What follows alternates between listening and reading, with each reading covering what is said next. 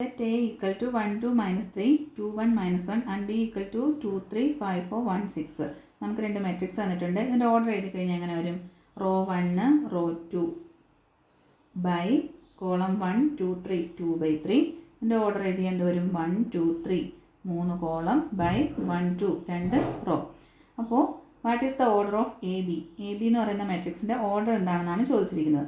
നമുക്കറിയാം M by N എന്നും N by P എന്നും പറഞ്ഞ രണ്ട് മെട്രിക്സ് തന്നിട്ടുണ്ടെങ്കിൽ നമ്മളതിൻ്റെ ഓർഡർ എഴുതുന്നത് എം ബൈ പി ആയിരിക്കും. അങ്ങനെയാണെങ്കിൽ 2 by 3 3 by 2 ആ മെട്രിക്സ് എ ബി എടുത്തു കഴിഞ്ഞാൽ അതിൻ്റെ ഓർഡർ നമുക്ക് കിട്ടുക 2 by 2 ആയിരിക്കും.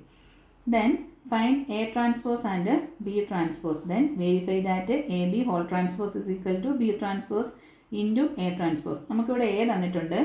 എ ട്രാൻസ്പോസ് നമുക്ക് എങ്ങനെ എഴുതാം? റോയെ കോളമാക്കി എഴുതുക. അപ്പോൾ 1, 2, minus 3, 2, 1, minus 1. ട്രാൻസ്പോസ് പറഞ്ഞു എം ബൈ എൻ എന്നുള്ള ഓർഡർ ആണെങ്കിൽ അത് എൻ ബൈ എം ആവും. അതായത് 2 by 3 എന്നുള്ള ഓർഡർ എന്താവും? 3 by 2 ആകും. അങ്ങനെയാണെങ്കിൽ ബി ട്രാൻസ്പോസ് എന്താകും? 2, 5, 1, 3, 4, 6. ഇതിൻ്റെ ഓർഡർ എന്തായി? 2 by 3. നോക്കിക്കേ, 2 by 3 എന്നുള്ളത് 3 by 2 ആയി, 3 by 2 എന്നുള്ളത് 2 by 3 ആയി.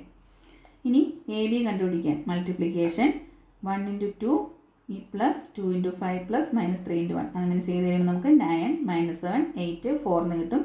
എ ബി ഹോൾ ട്രാൻസ്പോസ് എഴുതി കഴിഞ്ഞാൽ ഇതിൻ്റെ ട്രാൻസ്പോസ് എഴുതി കഴിഞ്ഞാൽ എന്ത് വരും? 9, 8, minus 7, 4. ഇനി B transpose into A transpose, അതായത് ഇത് ഇൻറ്റു ഇത് ചെയ്ത് കഴിയുമ്പോൾ നമുക്ക് 9, 8, minus 7, 4 എന്ന് കിട്ടും. അതായത് A B whole transpose is equal to B transpose into A transpose ആയിരിക്കും.